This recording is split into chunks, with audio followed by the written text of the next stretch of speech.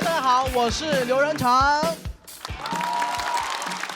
我很喜欢这期主题啊，因为我小时候真的跟星爷一样问过我爸这个问题：爸，不上班行不行啊？因为我家是做铝合金文窗的嘛，所有的活都在家里面干，真的很吵。从小我就知道居家办公的坏处，影响家里人心情，导致我很小就很有道德压力，看着我爸这么辛苦的干活，不帮忙吧，于心不忍；帮忙吧，真不想帮。哪有小孩8岁就喜欢打螺丝的呀？先天流水线剩铁。导致8岁的我竟然跟中年男人一样，放学了之后不回家，就找个小公园坐着，什么都不干，叹气。旁边中年人看着很奇怪，小朋友你怎么了？我说哎，跟你一样，家家有本难念的经。他说什么经啊？我说铝合金。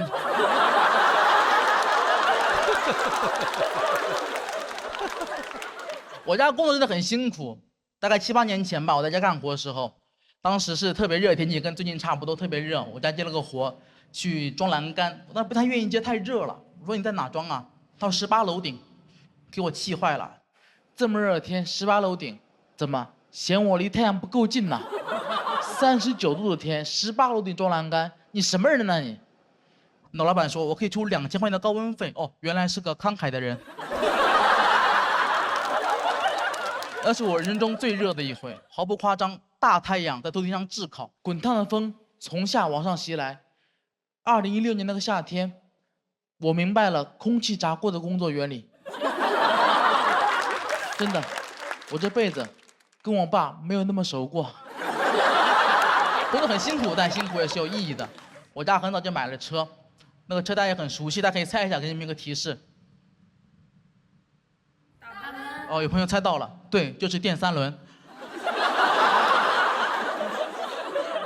小时候我跟你们一样失望，真的，因为这个小孩很难喜欢那个东西。我小时候最害怕的，就是看到我爸骑电3轮来接我。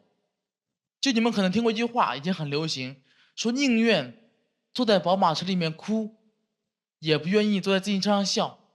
你看，话都说这么难听了，他都不好意思拿电3轮举例。坐在电3轮上，哭笑不得。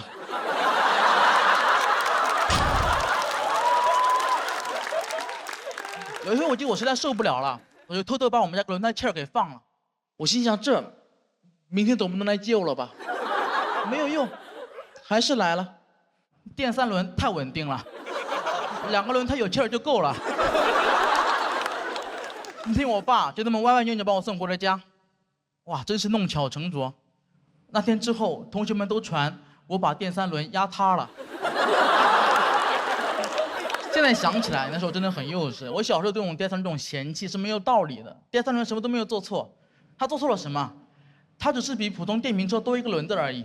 多一轮怎么了？我现在就想多一轮。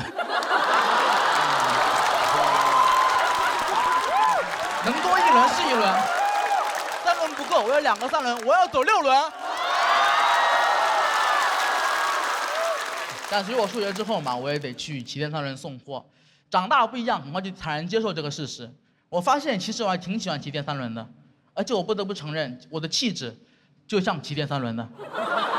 就在路边随便辆电3轮，只要我坐上去，你就感觉那是我的车。大家一定不要小瞧电3轮，我给大家安利一下，姐妹们，真的非常好。电3轮真的很不错，很棒的。电3轮特别能装货。就市面上所有号称自己空间大的 SUV， 都比不过电3轮。SUV 你空间再大，那也是有极限的。电3轮，只要你敢往上叠，天空才是你的极限。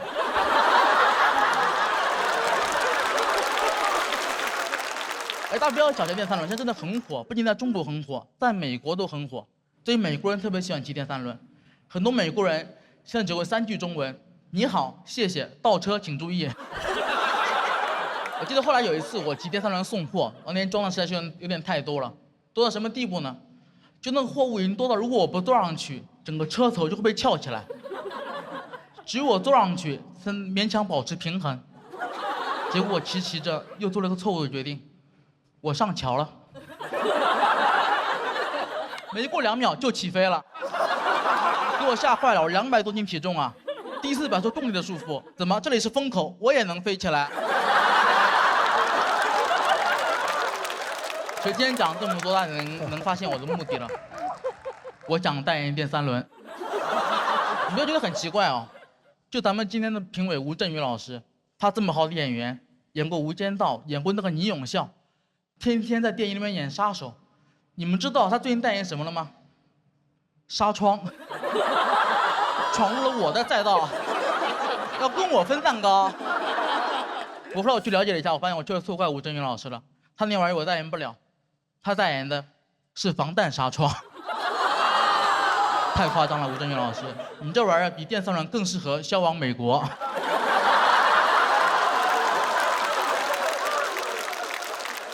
就今天能来这个舞台，我真的很开心。有很多朋友是坐高铁来的，坐飞机来的，只有我知道，我是我爸这么多年骑电三轮歪歪扭扭送过来的。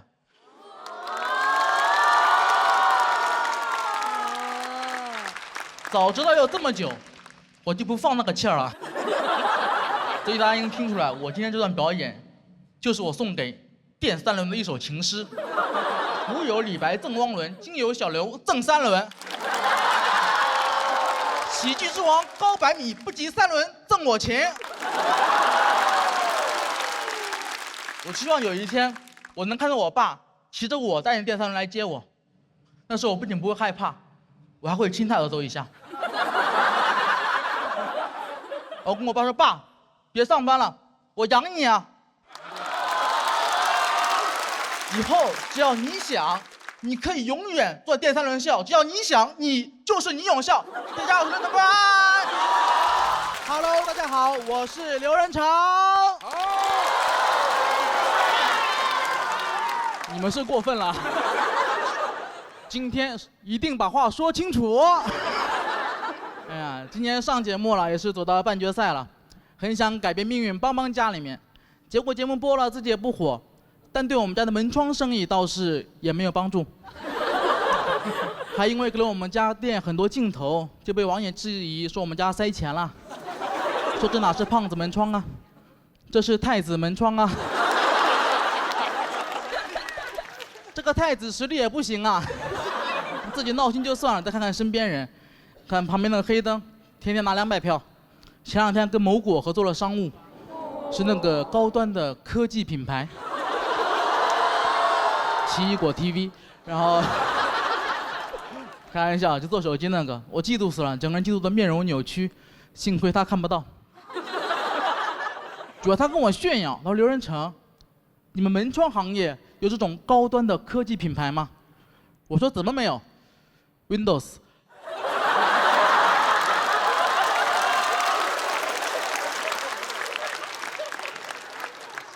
认真说啊，希望 Windows 考虑我一下，我很适合跟你们合作。我这个人性格微软，容易崩溃，期待与你们见面。我其实也有商务啊，我就每天都有人问我能不能上门安装，但我的商务可能就，但我商务跟你们就不太一样，他们商务都是什么口播啊、植入啊、推广啊，我只需要上门，关键平均离我1000公里。我说上门安装是不可能了，上门女婿你考虑一下。还每天有人给我发私信说自己家门窗坏了，怎么办？前2天特别多。我都尽可能帮忙看看，但这玩意儿越看越多。我现在感觉我是一个互联网门窗医生，虽然不能上门安装，但天天在线问诊。哦，门诊。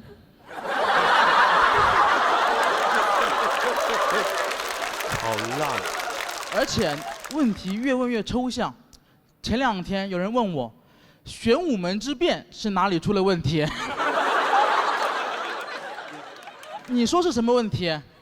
那个太子实力也不行。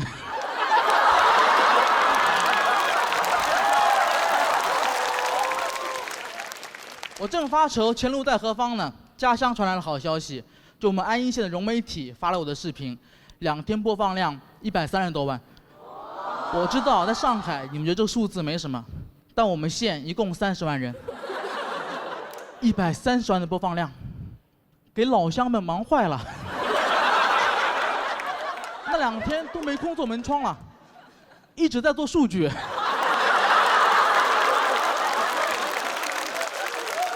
而且乡亲们真的太淳朴了。我们村长听说我们节目是现场投票，问我需不需要暗箱操作，给我安排50个乡亲来现场投票，吓得我直接拒绝。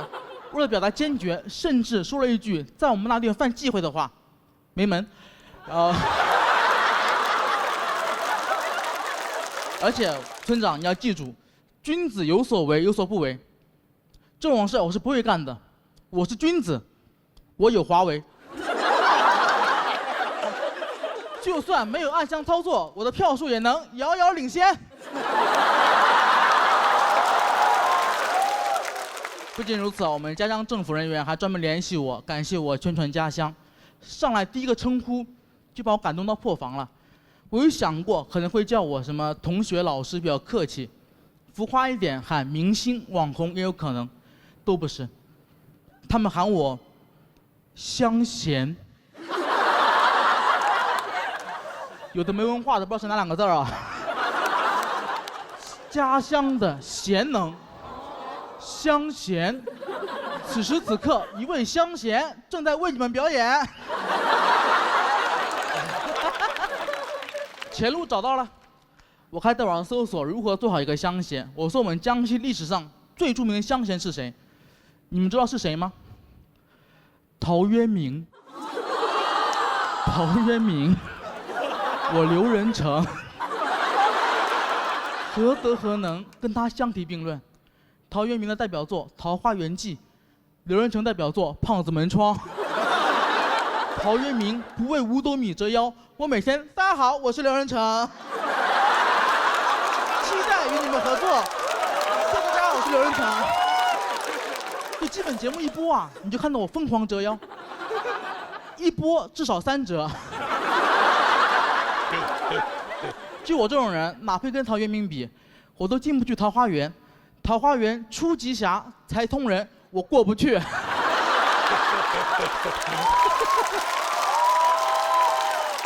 我后来啊，一直研究《桃花源记》，我很受触动，我还写了一小篇致敬陶渊明先生，名字叫《工业园记》。世纪之初，安邑人门窗为业，建铝合金工业园。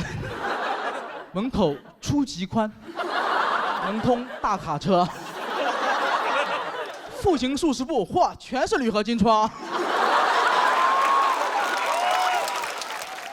我有时候也很感慨，你说我离开老家来到上海，站在这个喜剧之王的舞台上，成功让老家的人认识了我，我是不是一路白走了？就那30万人，上门安装也能认全了。别人都是火到出圈，我火到家了。感觉我一路走来参加这个节目，就像去西天取经一样，度过81难，终于看到佛祖，问他真经在哪？佛祖说就在你老家安邑县。谁能想到一路颠沛流离，艰难险阻，取的还是铝和真经。但旁边我的大师兄他很平静，他早就找到了自己的真经，那就是爬山。是的，我是刘仁成。Hello， 大家好，我是刘仁成。今年也是走到总决赛了，说实话挺意外的。我这个人呐，没什么冲劲，我是 INFP， 小蝴蝶，像蝴蝶一样美好易碎。你们再看我的造型，我都不是一般的小蝴蝶，我是发蝴蝶。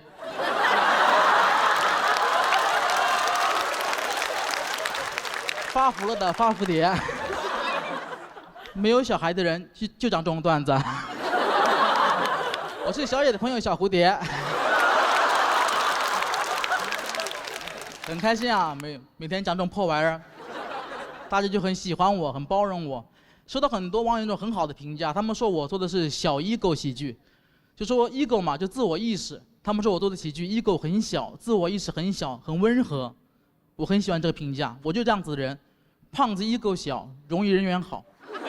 胖子人缘好很简单，只要你每一次被陌生人喊胖子的时候，你都跟我一样露出憨厚的微笑，你就会是一个人缘很好的胖子，朋友越来越多。但你要选择回复我认识你吗？你精神病啊？我是你爹。那你可能会是一个人缘很差的胖子，比如罗永浩老师。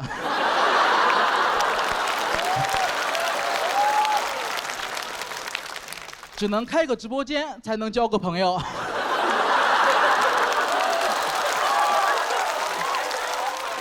一边交朋友一边卖货，所有的友谊都被命运暗中挂上了小黄车，并标好了价格。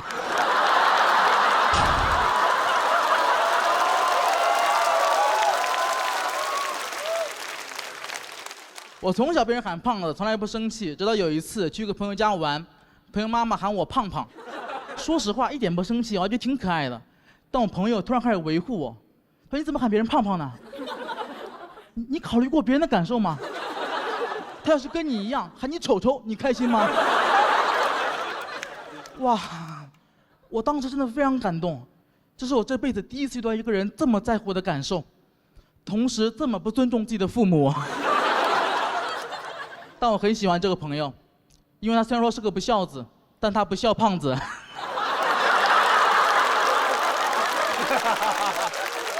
虽然他把他妈气得心脏疼，但我遇到了心软的神。ego 小也和之前的经历有关。我做了很多年的编剧，在娱乐圈也什么事都干过，什么活都干过。今天参加一个节目，节目组想让嘉宾坐在跳楼机上互动做游戏，所以他们需要一个替身，抱着摄像机去进行安全测试。那么会是谁呢？你们坐过1个小时的跳楼机吗？连续1个小时，下来之后整个人都通透了，都有点通气了，感觉跳楼也不过如此啊。那是我人生最惨痛一段回忆。结果今天早上导演跟我说，我们决赛出场方式是从上面坐升降机下来，真的彩排时候都恍惚了，我穿越了。哥，导演，我跟你确认一下。咱们现在录的是中国最好的喜剧节目《喜剧之王单口季》，不是认真的嘎嘎们吧？我再确认一下，我是演员，不是编剧吧？试试吧。那你找个编剧给我测试一下。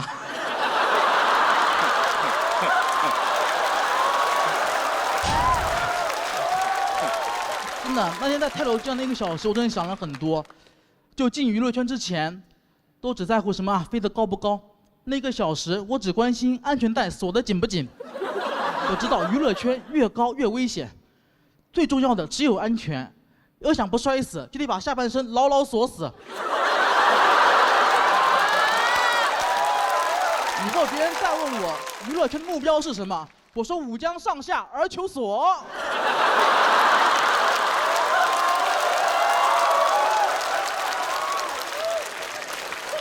后来我去参加一个节目当编剧，然后那个节目周老板是嘉宾，在现场我想找周老板打个招呼，但到门口有点犹豫了，因为他门口贴了块牌子，写着“艺人周奇墨休息室”，熟悉的名字突然特别陌生，我突然感觉到巨大的阶级差异。我的面前明明是一扇我非常熟悉的铝合金门。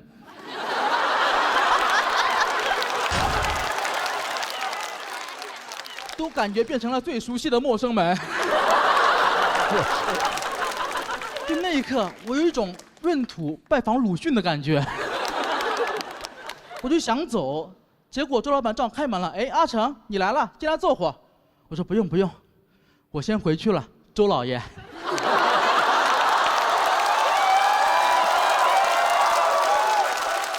阿成，你说什么乱七八糟的？来，今天吃点水果，这是西瓜。这是山楂，这是不锈钢叉。我说谢谢周老爷，我先认了。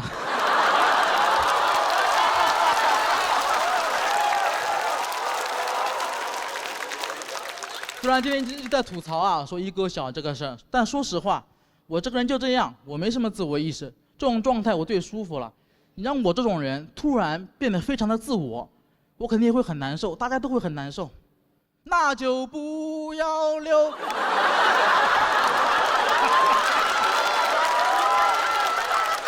突然的自我。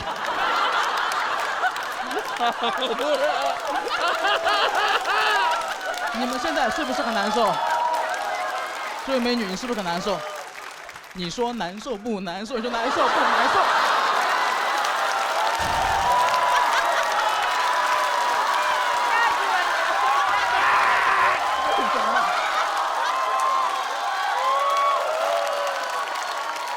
突然的赵丽蓉老师，这就是我就是没有自我。我的皮下是王建国。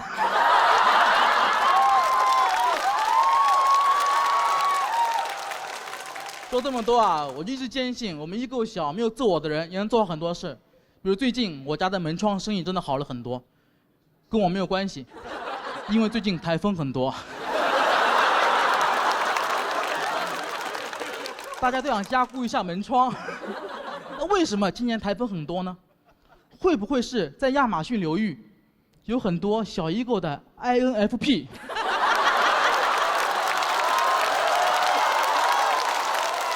在扇动自己的翅膀。小蝴蝶还说呢，啊，虽然我扇动翅膀可能会带来台风，但中国有句古话说得好，福祸相依。所以我也不是一般的小蝴蝶，我也是发蝴蝶。谢谢大家，我是刘成。Hello， 大家好，我是刘仁成。很开心啊，确实新的一期节目，时间过得真快。去年节目也是收获了很多。前段时间我还去拍电影了，其实就是跟付航一块去拍鹏哥的《长安的荔枝》。但我知道我在节目上一上来就讲这些不太好，对吧？大家毕竟不喜欢看我们这种电影演员录综艺。开玩笑，开玩笑。其实当时很受宠若惊了，提前在家准备练台词、练普通话什么的，说一定要演好。结果告诉我演一个动人。刚刚彭导提到过动人，其实大家可能不知道是哪个字，我告诉你们是哪个字，是一个单人旁一个同。所以当我跟付航收到剧本的时候，我们没人认识这个字儿。我还问付航呢，咱们第一次拍电影就演同人？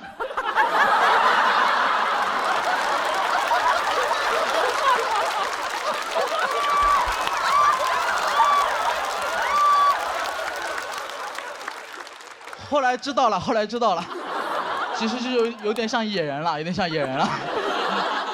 我还挺不服气的，我说我这个人平时给人的气质，不说文质彬彬吧，也算是温文尔雅，怎么就干成野人了呢？我去网上搜野人有什么特点，告诉我3个特点：皮肤黝黑，体型巨大，缺乏语言能力。冲我来的，好，我服了。我不仅服，我还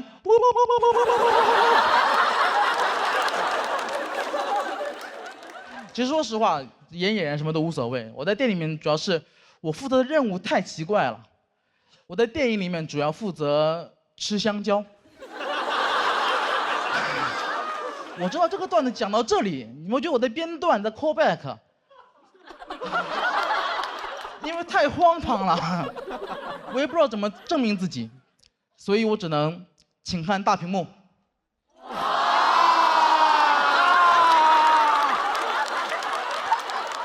所有语言在这面前都显得很苍白，你们知道吗？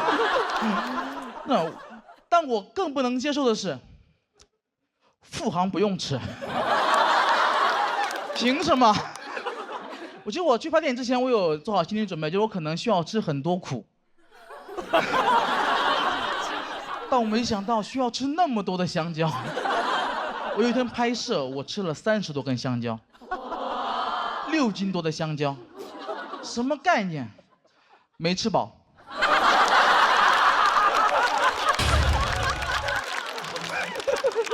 当然是开玩笑，当时稍微有点难受。所以那天拍摄结束，彭导也很不好意思，就找到我跟我道歉，跟我说：“阿成，真是辛苦你了。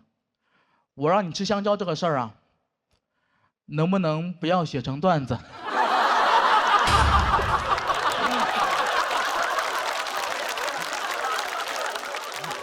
当然说这么多啊，说这么多，我不是在质疑大鹏导演，当然不会，我只觉得我们的喜剧理念有点不一样。我喜欢那种喜剧啊，应该是那种双线结构，故事像两条平行线一样，永远不会有香蕉。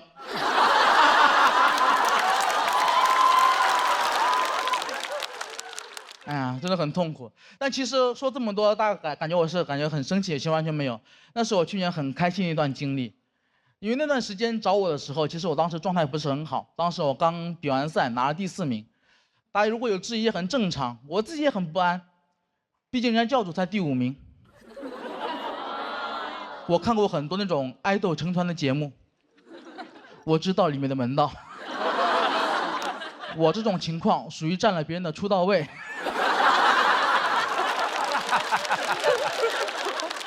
所以很长段时间我就很害怕，我总觉得大家会骂我，会网暴我，我就生活在那种痛苦当中。过了一段时间更痛苦了，发现根本没人理我，大家真的很不在乎我。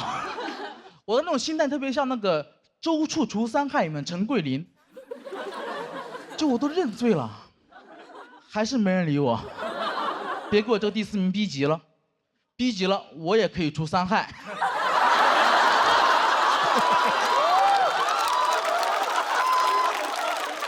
其实是讲一种心态了。那段时间我就很难受，经常在朋友圈里面 emo。然后我当时希望大家会安慰我，跟我说：“你没事吧，加油啊，会好的。”但没有，我忘了我朋友圈里面都是脱口秀演员。凌晨1点半，我发朋友圈说压力太大了，要崩溃了，扛不住了，怎么办？他们回复：好看爱看。就是这么残忍。他们很多人很看不惯我，他们喜欢指责我一点，他们觉得我太矫情了。他们觉得没被骂不就行了吗？刘润成，你做人不能既要又要。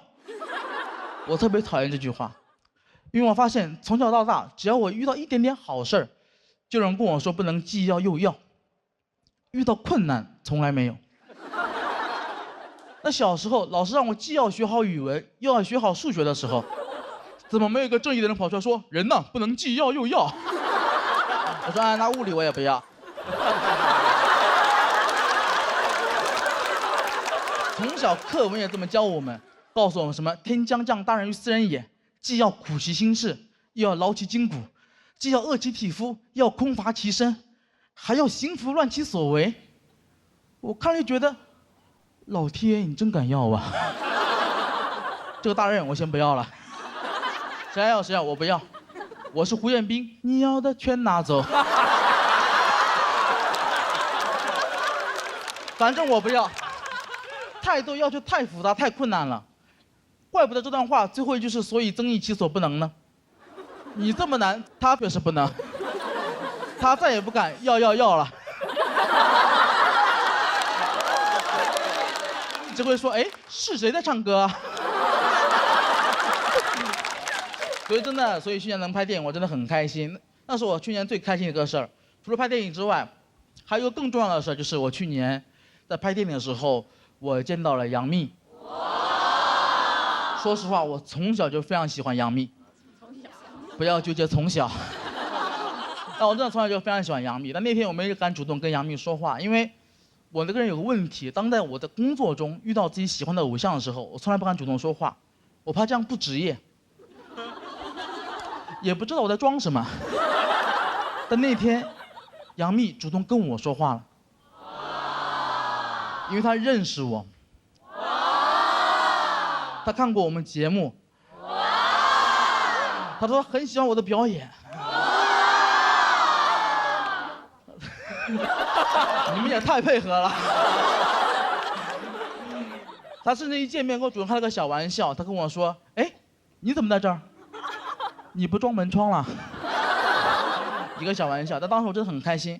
因为我从来没有想过，我刘仁成，我能靠自己的努力，让自己从小就非常喜欢的偶像也喜欢我，并且认识我，并认可我，我感觉自己太了不起了。那一刻我觉得我或许配拿那个第4名。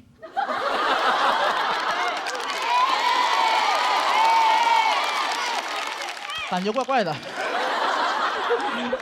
但紧接着我这个人就有点膨胀了，我就在想，那我能不能加杨幂的微信？想想还是算了，毕竟杨幂不能既要我的喜欢，又要我的微信。当然是开玩笑，当然开玩笑的。真实原因是当时我思考了一下，就如果我们加了微信的话，幂姐可能会看到我的朋友圈，她会发现我很痛苦。她人这么善良，看到我这么痛苦，一定会过来安慰我，跟我说：“你没事吧？”谢谢大家，我是刘晨，拜拜。哎，大家好，我是刘仁成，非常开心看大家。哎呀，今年确实不一样了，红了现在。以前节目都是我 Q 嘉宾，今年都2个嘉宾 Q 我了，流量尽是我自己。啊，这是进半决赛很不容易，想跟大家讲点心里话，聊点我自己想讲的话题。我爱吃饭，绝对不开玩笑。我从小就想成为一个美食家。我小时候的偶像是哆啦 A 梦，我觉得他是最热爱美食、最纯粹的，因为他不用吃饭，但他天天吃饭。我关心的就只有吃饭而已，所以说实话，现在生活没有什么动力，我的能力已经完全覆盖我的欲望了。我现在每个月轻轻松松月入20万，大卡，毫无压力。我对生活要求真的很低，真的每天只要能吃2碗猪脚饭，我就很开心了。2碗都不让吃，好歹是个明星啊！所以现在有时候真的就是压力太大了，我就真的很想逃离北上广，我想去龙江，猪脚饭的故乡，定居下来。从那天起，只关心猪脚和酸菜。面朝大碗，春暖花开。我真的太喜欢龙江了，我太喜欢龙江了。我最讨厌的就是那些黑龙江的人。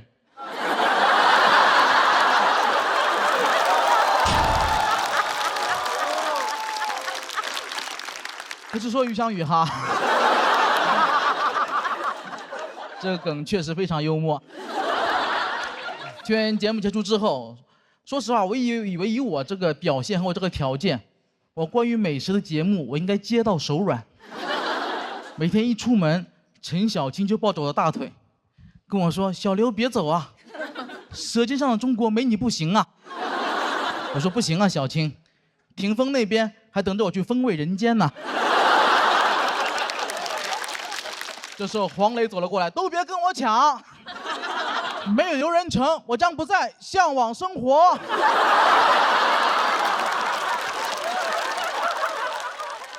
一个都没有发生，一个节目广告都没有接到，甚至前2天有一个快餐品牌，他点名要一个脱口秀演员，我觉得该轮到我了，我相当权威。你们知道我这辈子吃了多少汉堡吗？谁能跟我比？也就毛豆可以一战。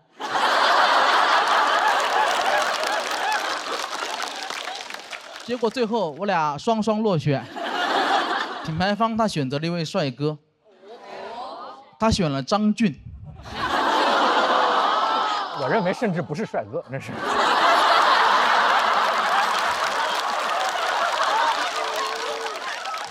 张俊，他懂汉堡吗？他知道巨无霸跟不速之霸的区别吗？他知道吮指原味鸡有几种吗？他知道什么是布里欧修面包坯吗？这是什么？你们知道吗？巨无霸是3个面包片加2个肉饼有蔬菜，不速之霸是2个面包片2个肉饼2个香肠没有蔬菜。吮指原味鸡有5种，最好吃的是鸡三角，布里优秀面包坯的特点是黄油含量超50%，口感绵密细腻，味道香甜醇厚。这些事儿张俊他知道吗？你们也别怪我情绪激动，他触碰到我的逆鳞了。而且咱们换位思考一下，如果有一天张俊他打开他的蛋白粉，发现是我代言的。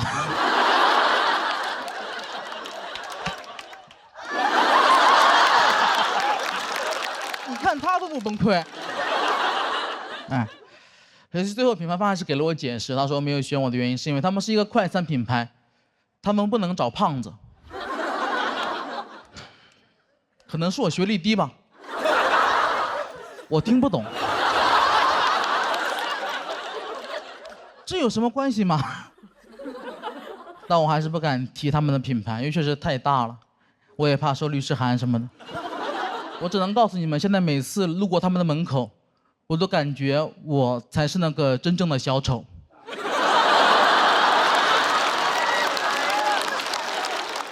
我真的很难过。我们胖子门窗，一家都是卖门的。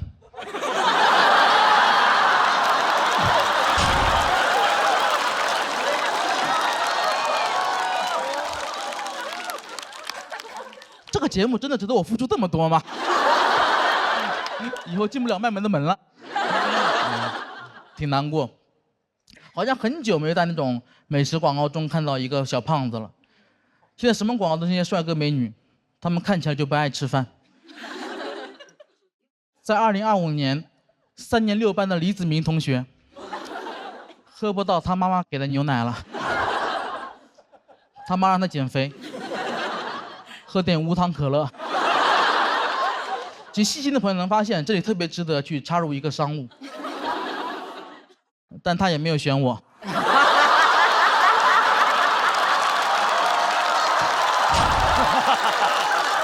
冠军！但没事儿，我相信只要我长得好，观众朋友们会选我。感觉不知道从什么时候开始，大家对这种吃饭的爱就没那么纯粹了。我感觉好像是从热量可以被精准的计算开始，大家都太在乎、太谨慎，有点魔怔了。你们有没有跟这种人吃过饭？就是他跟他吃饭，他就要计算每一口的热量，每一个口。吃个饭那里30大卡、50大卡、40大卡，吃个饭我以为上国道了，全是大卡。我家人就跟朋友吃饭，他更过分，他还没有吃就在那算热量，因为他做数学题让他算来算去，算得我都崩溃。我说哥哥你别算了，这是烧烤，这不是高考，别算了，这道题就跟我做，姐，再来10串。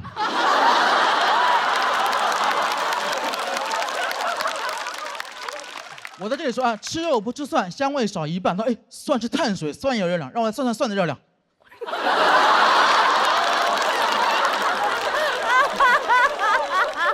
吃一晚上就吃2根花菜。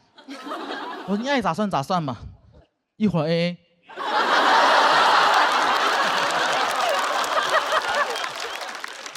网上有人说，他说人生就是每天整个2000卡的热量去维持身体机能。其实我不同意。我觉得数字是冷冰冰的，哪怕是在形容热量，在我心里吃饭是个很浪漫的事儿。有一次我心情很差，我突然特别想吃那个顺德鱼生，我立马坐飞机去了广州，坐高铁到顺德，出了高铁站打车去店里面。没一会儿鱼生上来了，但不能吃，得拌上新鲜的葱丝、姜丝、芋头丝，撒上花生跟芝麻，挤上几滴柠檬汁，再浇上一圈花生油。一口下去，鱼肉的鲜甜，蔬菜的清爽，花生跟芝麻的香，柠檬汁的酸，混合着油脂的香气在口腔中迸发出来。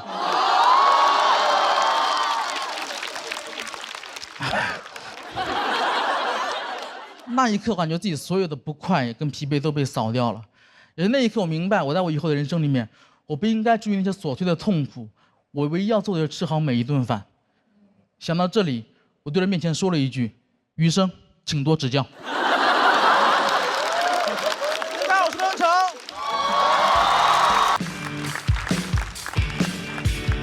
Hello， 大家好，我是刘仁成。确实压力有点太大了。我最近唯一坚持的事就在朋友圈每天抱怨为什么要比赛，为什么会这么痛苦。前两天我又发了一条，我说为什么比赛就只让我这么痛苦呢？佳佳您回复，可能是因为你没参加过高考吧。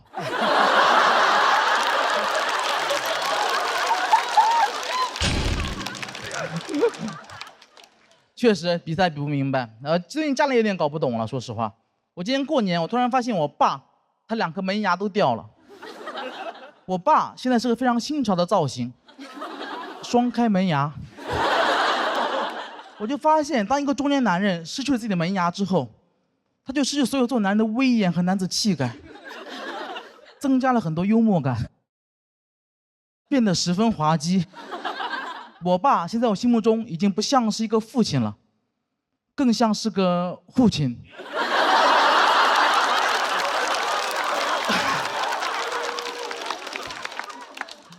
我爸干了一辈子门窗，到老嘴巴漏风了，漏的都是当爸爸的威风。我爸现在可以同时抽4根烟。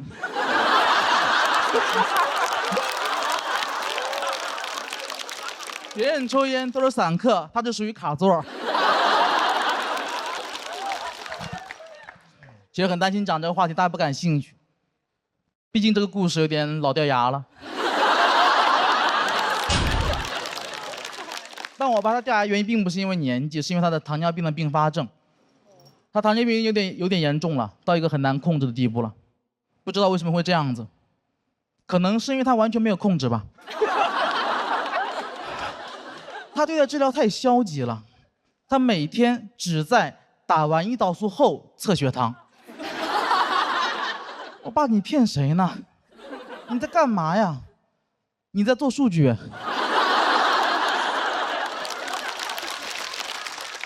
你这哪是测血糖啊？你纯测胰岛素呢。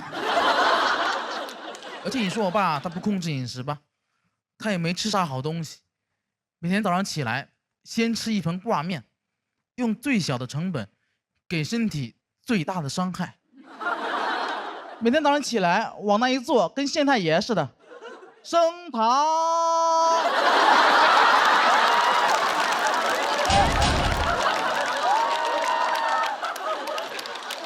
而且我爸他不仅自己早上起来他会喜欢吃挂面嘛，他不仅自己吃，他还特别喜欢给我家狗吃挂面。我特别生气，我觉得你已经因为自己乱吃东西，对吧？已经把自己搞出了一身病了，别给狗也整出病来。我爸说：“哎，别乱讲，糖尿病主要是因为遗传，不是吃出来的。而且人的病，狗怎么会得呢？”今年2月，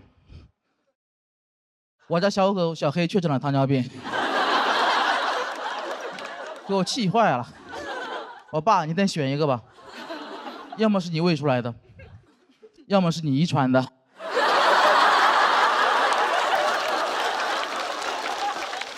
哎，你考虑到遗传，很绝望，我以后肯定也会得。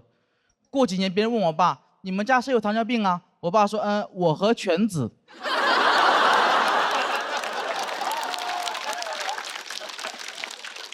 但就像我刚刚说的一样，我现在没有糖尿病。其实这个事也挺奇怪的，因为其实我才是我们家最肥胖那个人，也是饮食最不健康那个人，但我没有糖尿病。你说神奇不神奇？可能也是因为我没查吧。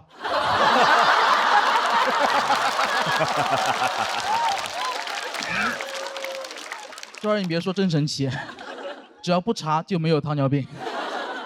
我有点害怕体检，我很久没去体检了。我上次去体检，医生嘱咐我写作业的时候离本子远一点。但就导致这个问题在于，我现在很难劝我爸妈去体检。就每当我劝我爸妈去体检，他们就劝我去体检。你们去，你去，你们去，你去，你们去，你去。这么大年纪了，跟我玩反弹。但我真的又不敢带我爸妈一块，我们3个一块去体检，因为我感觉我们这个家庭啊，不能同时承受这么多的打击。你不能把胖子放在一个篮子里面。要是我们家全部被查出糖尿病了，怎么办？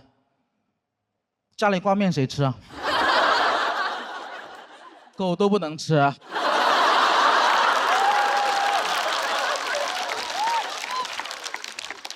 但我说这么多啊，我不是在指责我爸，我也并不觉得我比他更懂这个世界，我觉得他有点固执而已。我一直很佩服我爸。我今年28岁了，我爸28岁那年，他已经扛起了一个家，并且成为了胖子门窗的创始人 ，A.K.A 胖子本人。他开局很艰难，因为他当年他想外出打工，我爷爷是不答应的。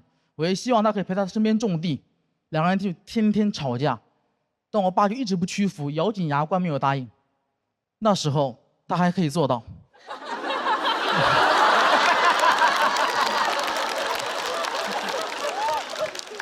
有一天他们吵得特别凶，我爷爷把我爸爸带到一个田里面，挖了个坑，跟他说：“如果你再提去外面打工的事情，今天我就把你给埋了。”然后一脚把我爸踹进了坑里，当时全村都过来看热闹了，也有人在劝我爷爷，但我爷爷不语，只是一味的挖地。这不是一般的洼地，这是道德的洼地。我现在尽量轻松去讲这个事情，但那天对我爸来说一定是非常恐怖且难熬的。那天泥土就像雨点一样不断落在我爸的头上，但我爸还是没有求饶，最后他赢了。2年后他可以外出打工，临走前他跟我爷爷说了一句话，说：“谢谢你当年的栽培。”然后才有了后面的故事，他结了婚，有了2个小孩，把整个家从江西的农村带到江苏的常州，一个经济发达、教育很好但足球很差的城市。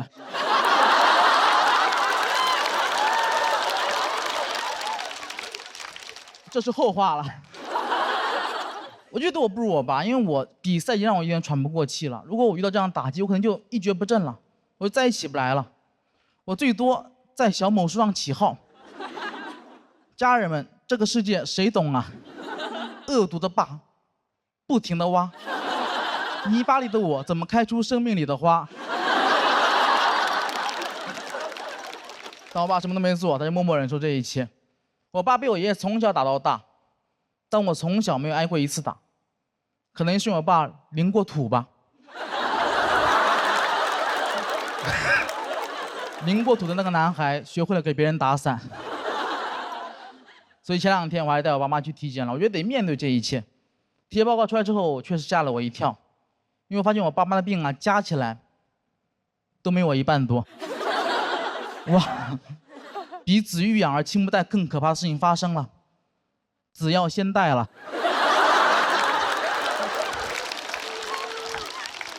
所以那天走出医院的门，我爸爸一向沉默，那天很罕见的开口跟我说了一句话，他说：“儿子，你要照顾好身体啊，你要知道你的健康才是我和你妈最大的幸福。”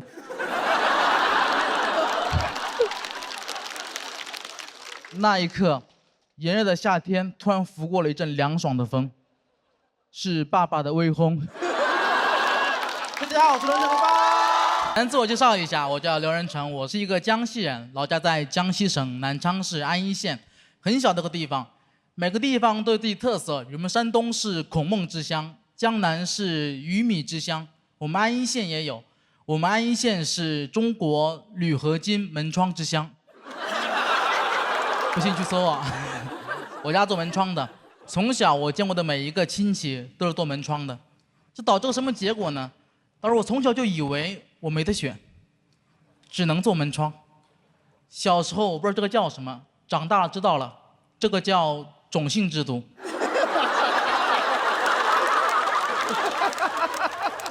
在印度，有的人出生就是婆罗门，我出生铝合金门。从小在店里面长大，我家店有个非常严肃的名字，是我爸取的，叫胖子门窗。能听出来我爸是个非常真诚的人。他这个名字取的呀，你都不用进去就知道里面有什么。胖子和门窗，毫不意外，真的。但我爸显然没有考虑我的感受，在胖子门窗下面长大。真的这样会被人嘲笑。我小时候感觉那4个字“胖子门窗”像诅咒一样诅咒我的人生。我又很不争气，很快变成了小胖子。这时候再看那4个字，感觉人生的进度条完成一半了，就差做门窗了。这种宿命感一直笼罩着我，很困扰我。我记得小时候上学，第一次学那个岳母刺字，非常感动，但转念一想，有点害怕。我怕我妈也这样。回到家做噩梦了，梦到我妈在后面纹了4个字，不是啊，是上门安装。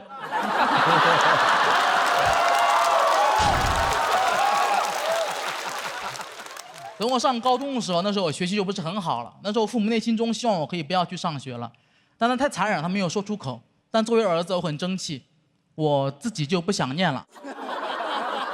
所以当我鼓起勇气告诉我的父母我不想上学的时候，他们的反应既不是我想中的愤怒或者震惊，而是一种强忍着喜悦。我永远都忘不了我跟我爸说：“爸，我不想上学了，我爸。”这可是你自己说的啊，没有人逼你吧？真的毫不夸张哦。我第1天提出辍学，第2天就开始干活了，太快了，太顺利了。我发现我上学没有天赋，但我辍学很有天赋啊。在家做几年门窗，先来做脱口秀了。很多朋友很好奇，那你做脱口秀，家里人什么态度呢？就这么说吧，在我父母眼里，我做脱口秀跟我当医生啊、律师啊都差不多，都是不务正业。我们那儿只有一条路，你们都知道是什么路。当我父母还没放弃，还在常常说服我，说的话真的没什么吸引力。前2天我妈很认真跟我说：“你要记住，咱们家有2条祖训，堂堂正正做门，清清白白做窗。”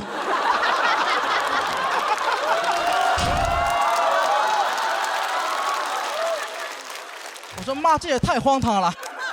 不过你们能听出来，我们那儿确实算得上是名门望族，没有书香，全是门第。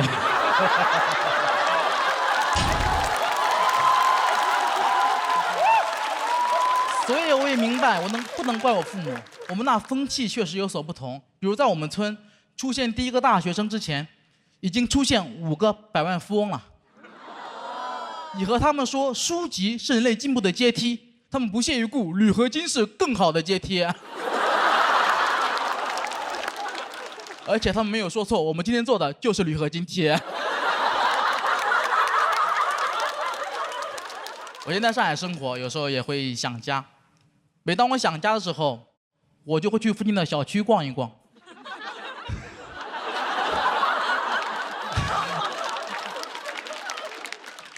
看看他们的铝合金窗啊，不锈钢防盗窗啊，缓解我对家乡的思念。这是我的乡愁。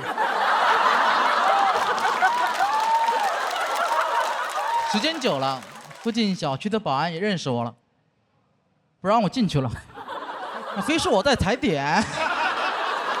我跟他解释，那保安大哥说出来你可能不信，我有这种爱好，我喜欢观察防盗窗啊，装的结不结实。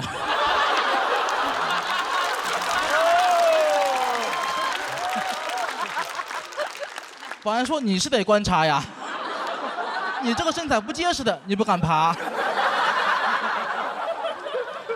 后来解释了很久，他才相信我。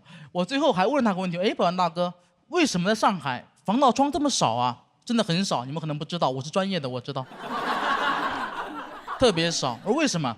难道在上海生活的人都不怕被偷吗？没想到保安大哥给了我一个特别有哲理的答案。他因为在上海呀，贼难生存。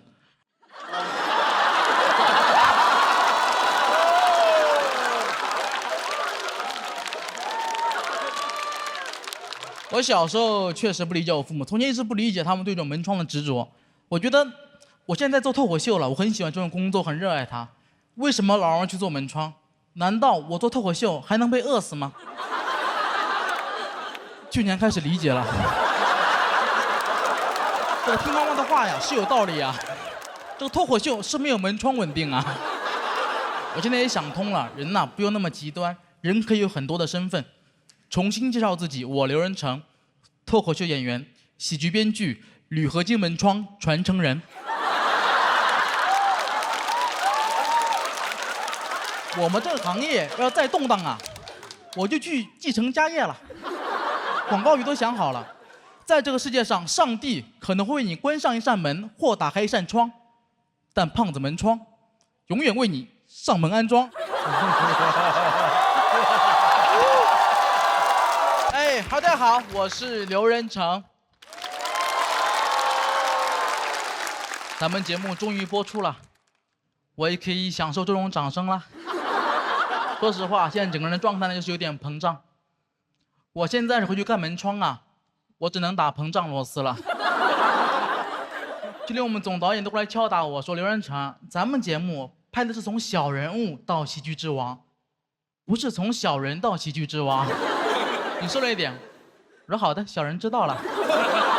人嘛，难免会虚荣。前两天参加一个饭局，有个人说特别喜欢我们节目，我说那你可以开始夸我了。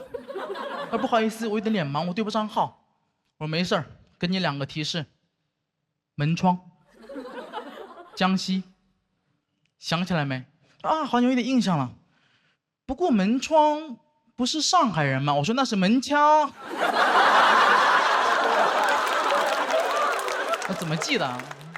胖子门腔，不像话吗？如果大家实在跟他一样分不清楚我跟门腔，也太难分不清楚了吧？给大家一个口诀，用来认我们节目的人：胖子门窗，瘦子门腔，猴子复航，疯子刘洋。我不复航，你是疯子，我不服。真的没人在乎我的名字，我去网上搜 report， 大家都说胖子门窗讲得不错，我感觉我还挺有带货的天赋的。就我们圈内上一个这么有影响力的产品，还是锤子手机。而且您不得不说，胖子门窗跟锤子手机风格非常统一，互换一下都没问题。锤子门窗，胖子手机。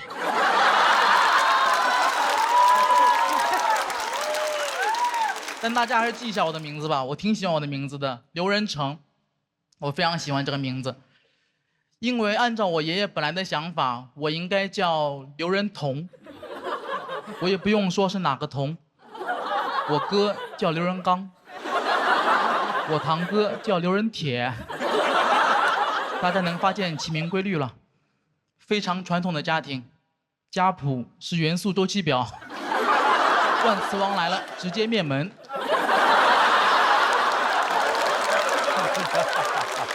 我这辈啊，我有7、8个哥哥，所以轮到我的时候，表上的字儿已经不多了，不叫刘仁同，就得有放射性了。那我要是早出生100年，我妈刘夫人可能比居里夫人更早发现镭元素。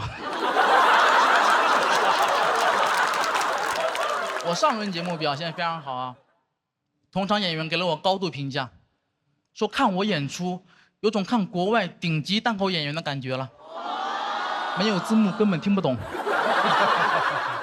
讲的不是很好，一直在吃字吃螺丝什么的，说实话整个人很沮丧。我觉得我说话不清楚可能跟方言有关，我们江西话真的很难听懂，比如我现在说一句大家可以听一下，尝试理解一下。要是两不等个就我瓜懂。好，没有人理解。翻译一下，这句话的意思是：你们要是听不懂，可以给我鼓下掌。这就是上海，讲苏北话你们哄堂大笑，讲英语你们疯狂鼓掌，我讲我的安义县方言你们也可以理解，毕竟比起安义县，旧金山离上海更近一点。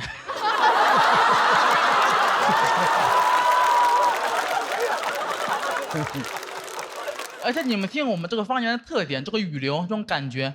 小时候每次跟小朋友角色扮演《亮剑》的时候，我不是姓山本，就是姓龟田。我就很羡慕你们口音很有特点的人，什么北京人呐、东北人，你们在外面很容易听出来谁是老乡，我就不行，我也听不懂。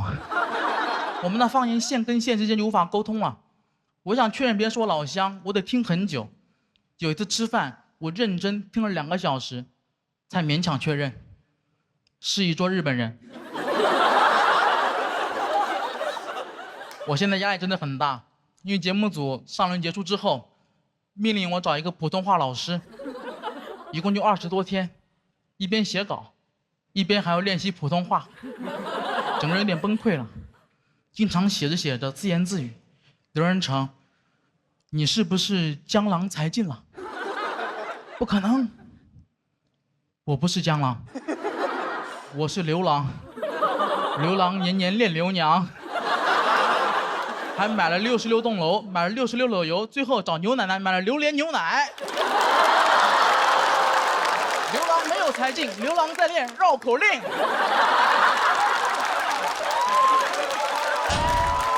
老师还让我去看那个电影，叫《国王的演讲》。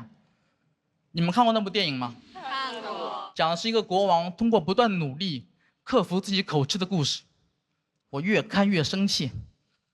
那么这个国王也太窝囊了。你都是国王了，你怎么还要努力呢？你用你手里的权力呀，你制定规则呀。我要是能当国王，我第一步我就取消前后鼻音。我根本分不清，以后这个国家就不允许说话太清楚了。对国王没有 respect。德云社老师，对不起了，你们说话太清楚了。以后再发现你们被灌口，就得惩罚你们了，也不摘字了，把你们后鼻音都给摘了。岳云鹏、阎鹤贤、郭德纲。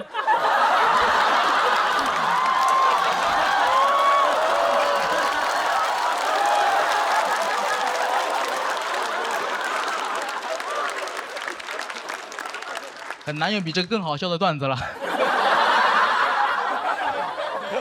郭老师听了千万不要生气啊！你回去帮我跟郭老师解释一下，我相信他一定会原谅我的，因为他善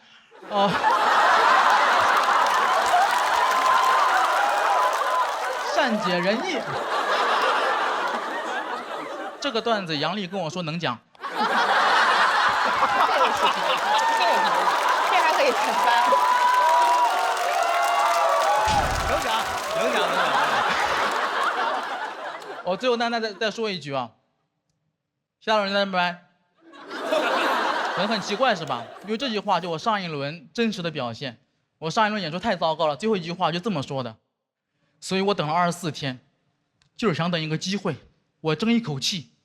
我不是想证明我了不起，而是要证明我失去的东西，我一定要夺回来。我吃掉的字儿，我要一个一个吐出来。谢谢大家，拜拜。谢谢大家，我是刘仁成，再见，拜拜。大家好，我是刘仁成，非常开心看到大家，谢谢大家。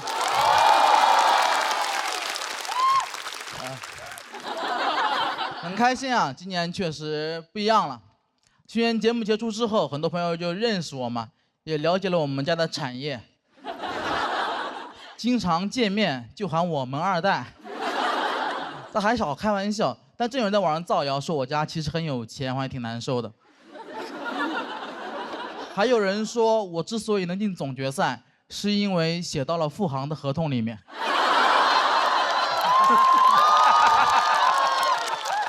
辟谣啊，没有什么背景，也没什么资源，小时候家里穷的还算是公开透明。当时我们住在店里面，说是店，其实就是一个街边的车库，完全密闭的空间，只有一个卷帘门。这就导致我从小就不相信圣诞老人会来我家，因为我觉得他应该做不到静悄悄地进入我家。就那个卷帘门呐，那玩意儿一拉，全小区都醒了，全小区都知道我们家穷的叮当哐啷哐啷哐啷哐啷哐啷响。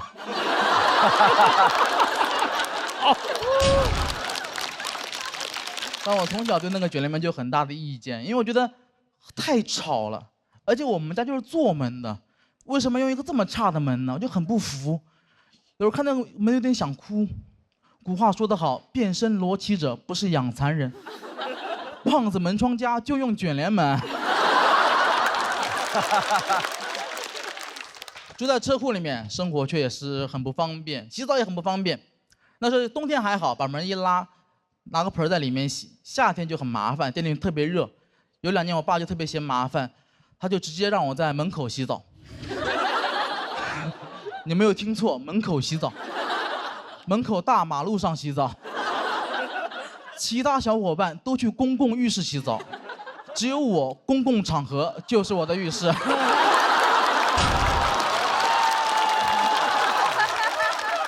但那会儿实在太小了，没什么羞耻感，也完全不在乎别人的眼光，完全不在乎别人的眼光。我都没注意那有个探头。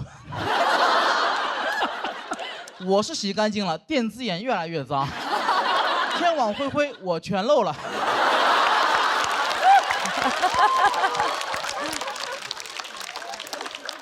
但我从小还是比较懂事的，一边在家里面店里面去帮忙照顾生意，一边去努力的学习。从小我就知道，这是不锈钢，这是铝合金，这是陋室，惟吾德馨。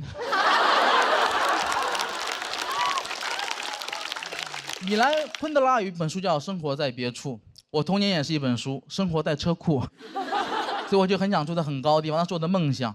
等我真有条件之后，前2年还没上节目，赚了一些钱，有工作了，我就想住高一点。我住在上海静安区的一个老房的7楼，可以便宜一点，演出方便一点。大家如果了解会知道，其实法律规定啊，一个房子没有电梯的话，只能修到6楼，但我住在7楼。严格来说，那段时间我住在法外之地。哎，那开发商很幽默，他没有解决这个问题，他换了个说法。他说我们那个1楼是0楼，2楼是1楼。他说我住在6楼。我说你这个太厉害了，你不解决问题，你改变定义呀。感觉小时候考试呢，问你什么饭店离小明200米，小明每分钟走50米，问你需要几分钟，你回答小明不去了。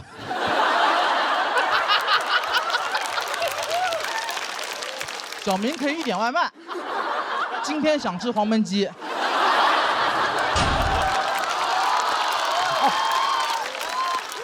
再配上一瓶乐宝啤酒，小明不再思考，今天只想玩好，放开玩 ，Why not？ 小明吃饱喝好，乐宝。老房子卫生间也特别小，只有1.4个平方，我很不习惯。要知道我小时候。那都是400多个平方，1.4个平方卫生间太小了。你们知道1.4个平方卫生间什么概念吗？就是我很难在里面摔死。是。有一次我在里面洗澡，脚一滑往后一倒，闭上一瞬间，我以为会倒地上流一地的血，睁开眼发现自己就这么卡墙上。整个人什么事儿都没有，一点伤都没有，全都是泡沫。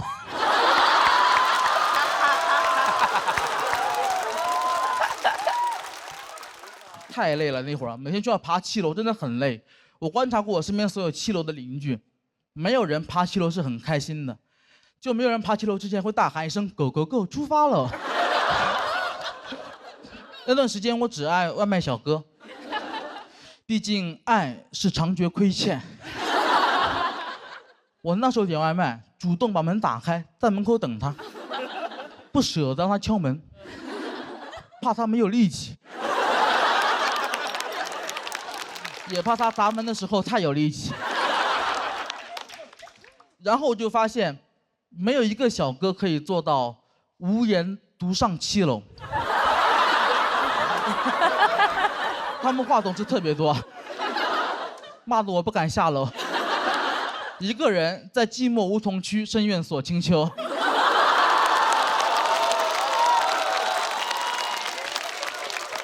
我那时候我甚至可以通过听就判断一个小哥是不是跟我一样胖，不用看听就可以。跟我一样胖的很好听，你就听那个脚步声，一开始还很欢快，是那种哒哒哒哒哒哒哒哒。过一会儿会变成哒哒哒，然后会变成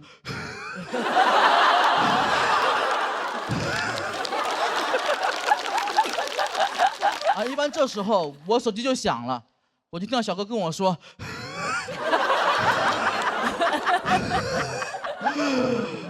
我到5楼了，你准备一下出来拿一下吧。”我说：“其实你在4楼。”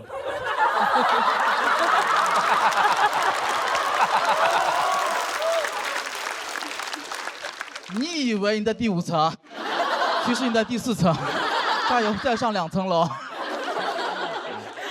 去年节目结束之后，我生活真的变好了很多，所以我终于完成了童年的梦想。我现在住在20楼，有电梯。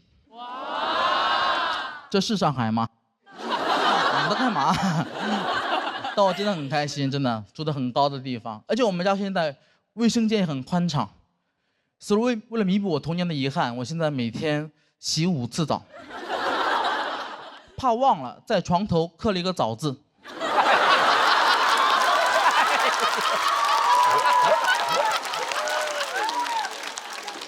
每天早上起来我就吃早饭，洗早澡。但住得很高，也有我想象不到的地方。我有很严重的恐高症。以前完全不知道，我住过7楼，但那个7楼没有阳台，所以我不知道。我现在每天晒衣服，那个腿抖的呀，衣服还没挂上去就干了，很讽刺。我觉得住上高楼才发现自己恐高，感觉就像屠龙勇士屠完恶龙，才发现比起公主，他更想保护动物。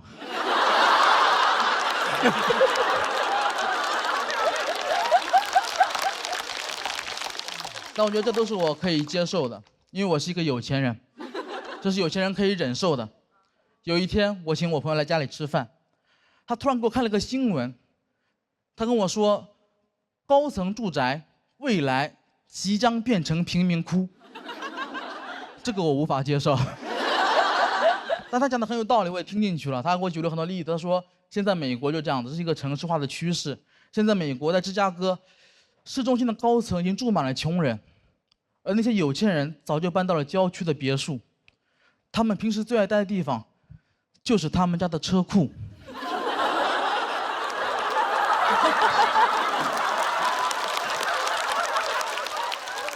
我被资本主义做局了。那一刻，说实话，真的还挺想哭的。我才发现，原来我在哪里哭，哪里就是贫民窟。就这样，我是刘仁成，拜拜。Hello， 大家好，我是刘仁成，非常开心看到大家，非常感谢一个夏天的陪伴，谢谢大家。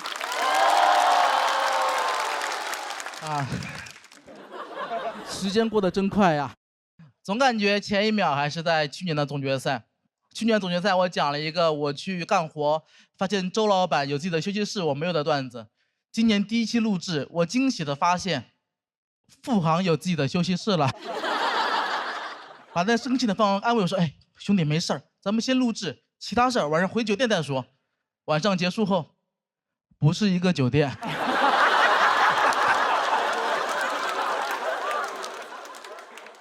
我确实是一个比较敏感自卑的人，总是因为这些事儿而内耗。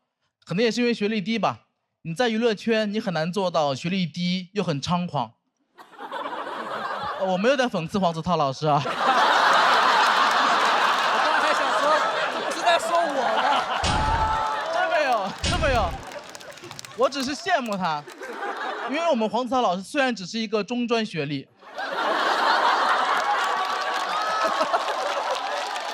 但是比我高，我初中。但我就相信我们俩其实内心深处还是一类人，真的。我觉得他内心深处还是有一点点自卑的地方的。我都知道他的自卑是从哪来的，悲从中专来嘛。讲这个段子，黄涛老师不要生气啊！如果你实在生气的话，可以打我1、2拳。算了，打2拳吧，1不发音。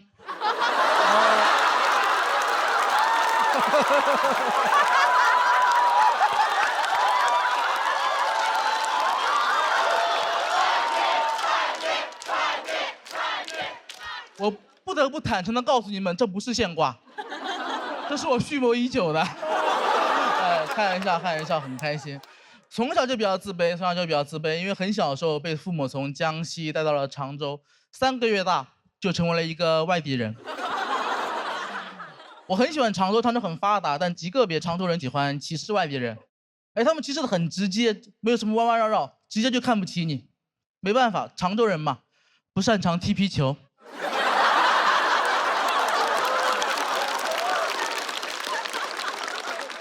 小时候家里条件很差，我家隔壁就是一个废品站，我天天看我的邻居收垃圾，看得我都有点影响学习了。收垃圾太赚钱了。但那会儿年纪很小，看东西很浅薄，觉得他们那里环境很差，手上也不干净，我就觉得他们挣的都是脏钱。现在长大才知道，其实他们赚的是最干净的钱。有的地方号称自己一尘不染，6根清净。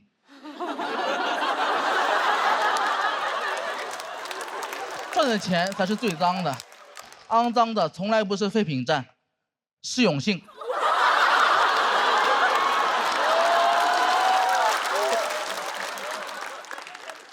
到了高中之后也很自卑，其实本来还好，我本来学文科学的是好好的，学校突然逼我去学艺术，说是为了我好，能上好的大学，但我内心知道，其实想提高本科率而已。我不想学艺术，天天跟他们争吵。有一天我实在受不了，我就打电话跟他们说：“我凭什么让我学艺术？我就不学，我辍学，我也不给你们提高本科率。”然后我就辍学了。但朋友们，真的要好好上学。但凡我数学好一点，我就会知道，我辍学也提高了他们的本科率。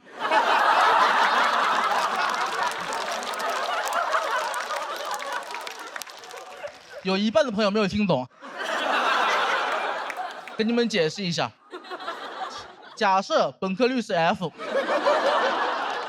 学生总数是 X， 考上本科的人是 N，fx 等于 x 分之 n，fx 减1等于 x 减1分之 n。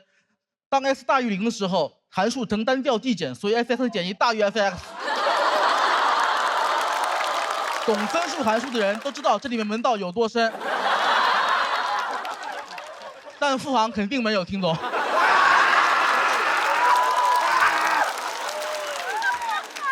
回你的休息室慢慢想吧，就。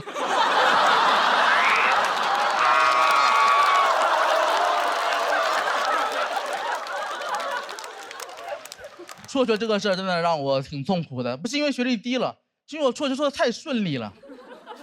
我以为这是个很叛逆的事儿，一点阻挠都没有。其实那天打那个电话，我也只是一个17岁男孩在撒娇，我发脾气而已。我一直都希望我的老师可以把电话打过来。打回来，求我回去。11年过去了，号码我都没敢换，一直都没有等到。我的老师他讲不了脱口秀，他不会 call back。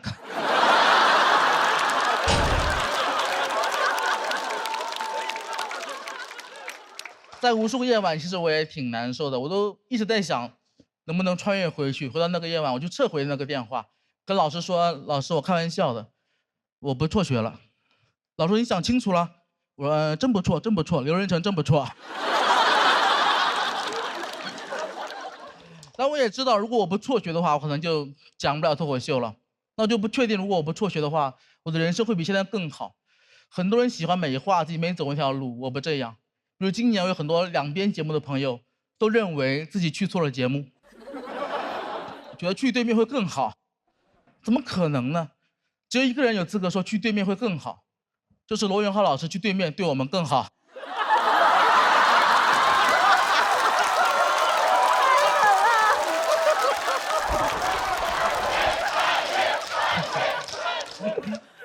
从我辍学过去已经过去11年了，这11年说实话挺难熬的。这11年，特朗普2度入主白宫，我还是没能回去常州二中。有时候我也在想，我的母校会后悔吗？我今天早上去小某书看了一下，常州二中这个 tag 浏览量12.8万，刘仁成2325万。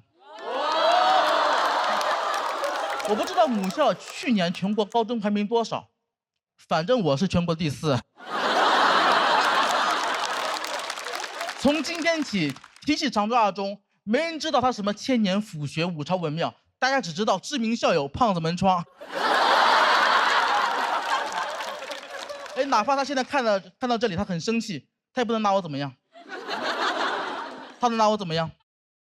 他能没收我的毕业证吗？我没有毕业证。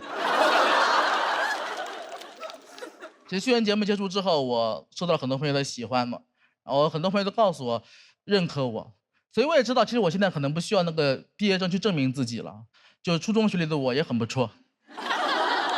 所以哪怕现在我的母校回来找我，给我补个毕业证，我也只会说千年府学，五朝文庙，常州二中好学校。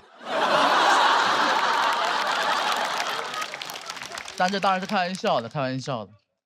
其实说这么多，其实也是想隔空喊一下我的班主任，我想告诉他，其实如果真的母校需要我合作的话，其实不需要很多钱，也不需要毕业证，给我打个电话就行。我这个要求很低的，我只要一个休息室就可以。老师，这是我的 callback， 轮到你了。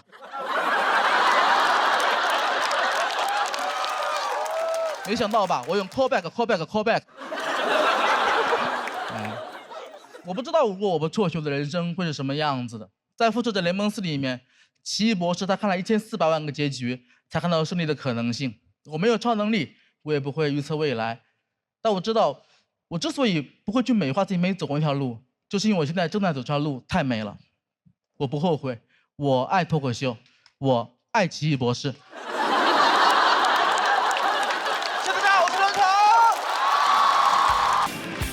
哎，大家好，我是刘仁成。我现在是在上海生活，平时出门我主要靠骑电瓶车，但我一直有个习惯，就是我不太喜欢戴头盔。没有什么复杂的原因，非常直观的原因，大家也能理解。不过得辩解一下，我知道不戴头盔很危险，真的很危险。但怎么说呢？肥胖也很危险，糖尿病也很危险。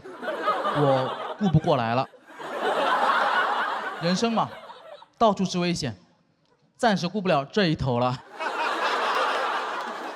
太胖了，生活就很不方便。比如我现在是一个全职演员，将坐飞机，我觉得飞机厕所太小了。前两天上了个厕所，印象特别深刻，就厕所里面我转不了身，非常尴尬。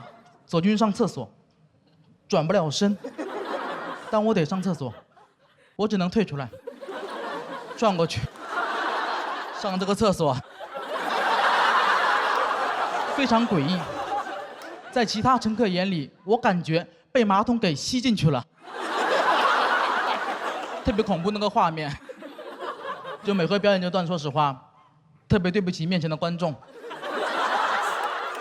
今天只有两位美女，她们的视角跟你们不太一样。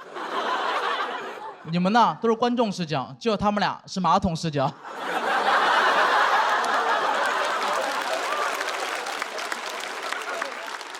当时我真的很小，坐不下去，就想坐下去的话，我只能不断的把身体往下挤，就往下挤。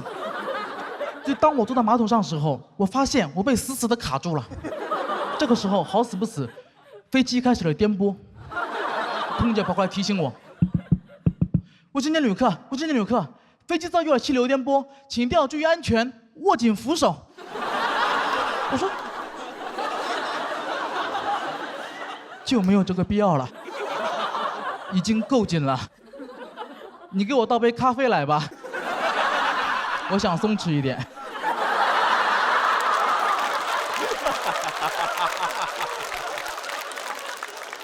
太紧了。当时上完那个厕所，我得站起来。我花了好大力站起来，我站起来一瞬间，我甚至听到了一个声音，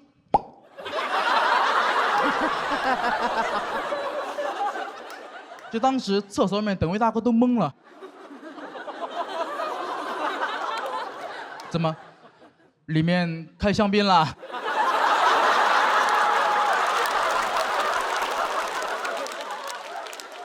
希望以后你们开香槟的时候啊，不要想起我。其实我胖的原因很简单，就是我吃太多东西了。所以刚来上海的时候压力很大，上海吃特别贵。我也是重新认识了自己。就从前我总感觉我是一个很大方的人，从来不贪小便宜。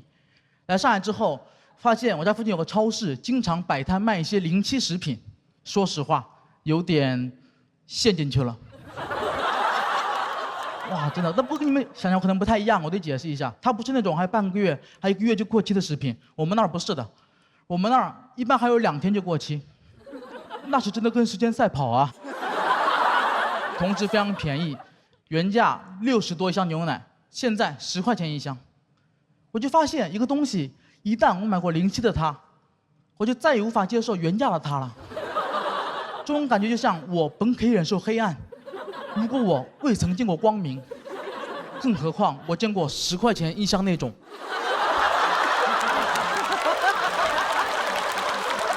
自我反思吧，我觉得我这个人不够慷慨什么的，但最近我的朋友们不这么觉得，我的朋友就对我非常大方，因为我经常无缘无故请他们吃饭，没有任何原因，一进门就让他们快点吃。上一次付航来我家问我呢，说就想吃什么呀？我说别问我，时间会给你答案。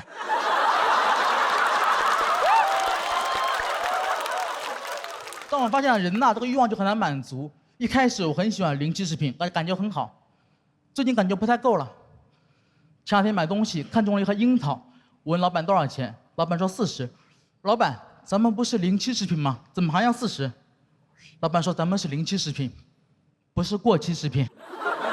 2斤樱桃40不贵了，说实话确实不贵了，但我已经魔怔了，我无法正常思考了。那过期的多少钱？